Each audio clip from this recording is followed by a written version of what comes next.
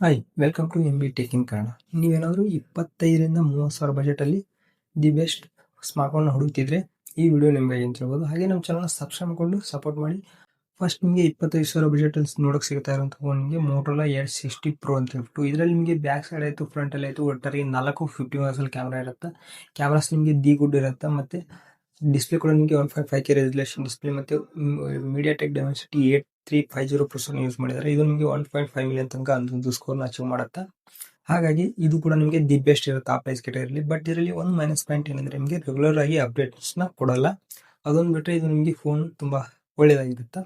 Next ನಿಮಗೆ ಇದೇ price category ನಿಮಗೆ ವಿವೋ T4 Pro ಬರುತ್ತೆ. ಇದಕ್ಕೆ ಬ್ಯಾಕ್ ಸೈಡ್ 50 ಮೆಗಾಪಿಕ್ಸೆಲ್ 2 ಕ್ಯಾಮ್ರಾಸ್ ಇರುತ್ತೆ. ಫ್ರಂಟಲ್ಲಿ ಕೂಡ ನಿಮಗೆ 32 ಮೆಗಾಪಿಕ್ಸೆಲ್ ಕ್ಯಾಮ್ರಾ ಇರುತ್ತೆ.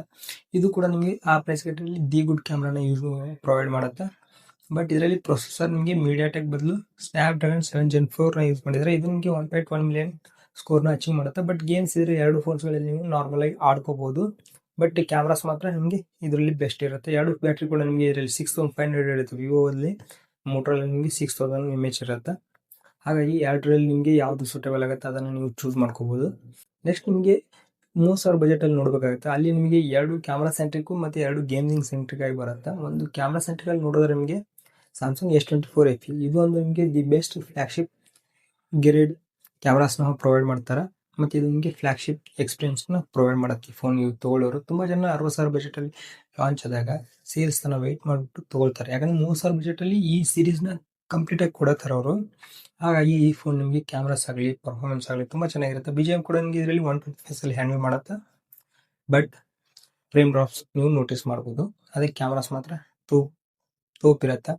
ಮತ್ತು ಇದರಲ್ಲಿ Oppo Reno 14 ಕೂಡ ನಿಮಗೆ ಕ್ಯಾಮ್ರಾಸಲ್ಲಿ ತೋಪಿರುತ್ತೆ. ಬ್ಯಾಕ್ ಸೈಡ್ ನಿಮಗೆ ಮೇನ್ ಸೆನ್ಸರ್ ಆಗಲಿ 50 ಮೆಗಾಪಿಕ್ಸೆಲ್ ಮತ್ತು ಟೆಲಿಫೋಟೋ ಲೆನ್ಸ್ ಕೂಡ 50 ಮೆಗಾಪಿಕ್ಸೆಲ್, ಫ್ರಂಟಲ್ಲಿ ಕೂಡ ನಿಮಗೆ 50 ಮೆಗಾಪಿಕ್ಸೆಲ್ ಇರುತ್ತೆ. ಈ ಫೋನಲ್ಲಿ ನಿಮಗೆ 4K HDR ವಿಡಿಯೋನ ರೆಕಾರ್ಡ್ ಮಾಡ್ಕೋಬಹುದು. ಮತ್ತು ಇದರಲ್ಲಿ ಮೀಡಿಯಾಟೆಕ್ ಡೈಮೆನ್ಸಿಟಿ 8350 ಪ್ರೊಸೆಸರ್ನ ಯೂಸ್ ಮಾಡಿದ್ದಾರೆ. ಇದು ನಿಮಗೆ 90 FPS BGM ಹ್ಯಾಂಡಲ್ ಮಾಡುತ್ತೆ. ಬಟ್ ಇವೆರಡು ನಿಮಗೆ ಗೇಮಿಂಗ್ ಸೆಗ್ಮೆಂಟ್ ಅಲ್ಲ, ಓನ್ಲಿ ಕ್ಯಾಮ್ರಾ ಸೆಗ್ಮೆಂಟು. ಮತ್ತು ಬಿಲ್ಡ್ ಕ್ವಾಲಿಟಿ ಕೂಡ ಇವೆರಡು ಸುಪೀರಿಯರ್ ಆಗಿರುತ್ತೆ. ಅದೇ ನೀವು ಗೇಮಿಂಗ್ ಸೆಗ್ಮೆಂಟಲ್ಲಿ ನೋಡಿದ್ರೆ ನಿಮಗೆ ಪೋಕೋ F7 ಮತ್ತು iQOO Neo 10 ಅಂತ ಹೇಳ್ಬಿಟ್ಟು ಎರಡು ಫಾಸ್ಟ್ ಸ್ಮಾರ್ಟ್ಫೋನ್ಗಳನ್ನ ನೋಡ್ಬೋದು. ಪೋಕೋ F7 ನಿಮಗೆ ಬೇಸ್ ವೇರಿಯಂಟು 12 + 256GB ಬರುತ್ತೆ. ಇದು ಎರಡು ನಿಮಗೆ LPDDR5X UFS 4.0 ಸ್ಟೋರೇಜಿಂಗ್ ಬರುತ್ತೆ.